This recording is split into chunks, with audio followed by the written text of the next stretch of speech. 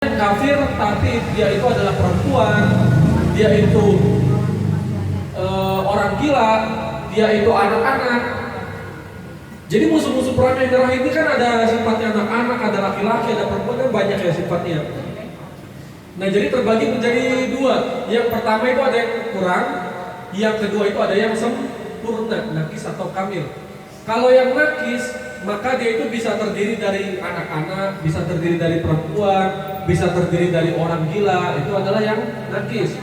Kalau yang kamil itu terdiri dari laki-laki yang sifatnya dia merdeka, dia balik, dia juga berakal, itu adalah yang kamil.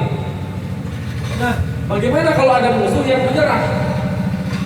Kalau dia laki-laki, maka itu akan diambil keputusannya tergantung daripada seorang imam.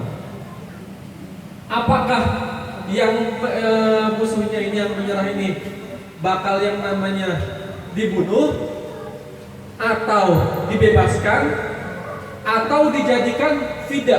Apa itu fida? Fida itu adalah barter.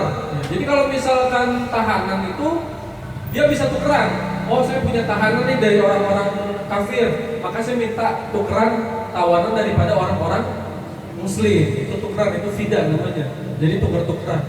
Atau wa'irqaqin, atau dijadikan yang namanya budak.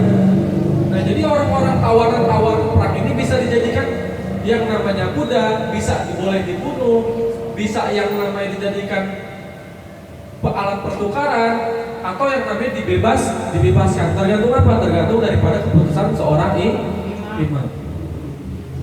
Adapun kalau misalkan tawanannya itu adalah perempuan, perempuan, anak kecil, ataupun orang yang belum balik, maka dengan sendirinya dia itu menjadi yang namanya rokikon, yaitu menjadi seorang budak. Nah, jadi kalau misalkan ada yang bertanya, asal usul budak itu dari mana? Asal usul budak itu adanya dari yang namanya peperangan. Adapun yang namanya, berarti kalau misalkan dalam syariat Islam itu mengajarkan bahwasanya ada tawaran perang, sampai yang namanya tawaran perang itu dijadikan budak, apakah Islam itu mendukung perbudakan? Nah, ini bukan berarti Islam itu mendukung perbudakan, tidak. Islam sama sekali mengutuk yang namanya perbudakan. Ya, tidak setuju sama sekali. Adapun yang namanya perbudakan ini adalah untuk membatasi daripada hal-hal yang bisa di luar jangkauan daripada seorang manusia. Biasanya kalau ada orang musuh menyerang kan kita bisa melakukan hal apa saja. Bisa kita lakukan seenaknya apa segala macam. Tapi Islam itu membatasi, akhirnya cuma jadi seorang budak, cukup itu aja.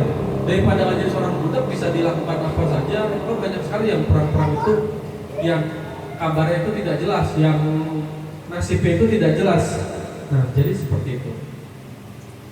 Oke, lanjut. Jadi saya bahas singkat saja ya, karena